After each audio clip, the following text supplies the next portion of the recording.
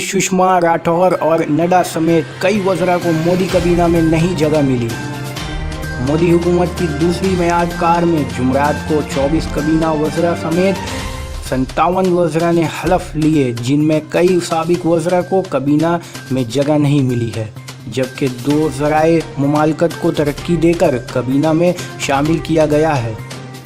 जिन काबीना वज़रा को इस बार हुकूमत में जगह नहीं मिली है, उनमें रुखसत वज़ीर वज़रा ख़जाना अरुण जेटली, वज़ीर ख़ारजा सुषमा स्वराज, कमरास व सनअत और शहर बवाबाजी के वज़ीर सुरेश भरबू, पीने का पानी और सफाई सुथराई के वज़ीर उमा भारती और ख़वातीन व अतफ़ाल की तरक्की के वज़ीर मेघना गांधी, सेहत और ख़ानदानी बहबूद के वज़ीर जगत प्रकाश नड्डा, भारी सनत और पहलक सीक्रेट एंटरप्राइज फ्लोट के वज़ीर चौधरी बीरेंद्र सिंह, कयाल व अमूर के वज़ीर जोयल औरों, ज़राअत और किसानों के बहबूद के वज़ीर राधा मोहन सिंह, खेलों के वज़ीर राजवर्धन सिंह राठौर और वज़ीर मुमालकत जीनत सना शामिल हैं।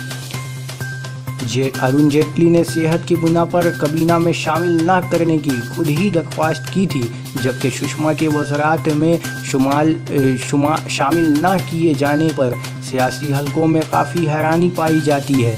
सुषमा स्वराज और उमा भारती ने लोकसभा इंतखाबात लड़ने से इनकार कर दिया था और अब बहुत मुमकिन है कि जल्द ही वो किसी बड़ी रियासत की गवर्नर बनकर जाएंगी।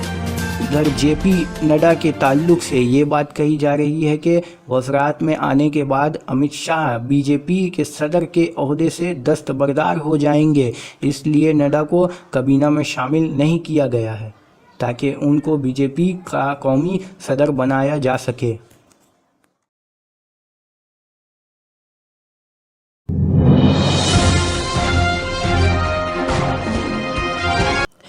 जनाब हाजी सलाउद्दीन लाला, समाजी व सियासी कारकुन, हावड़ा। मैं इस्लामुद्दीन लाला, हावड़ा जिला तृणमूल कांग्रेस मायावती सेल के सदर। अवामी न्यूज़ का मैं खैर मकदम करता हूँ। जिस तरह से इनकी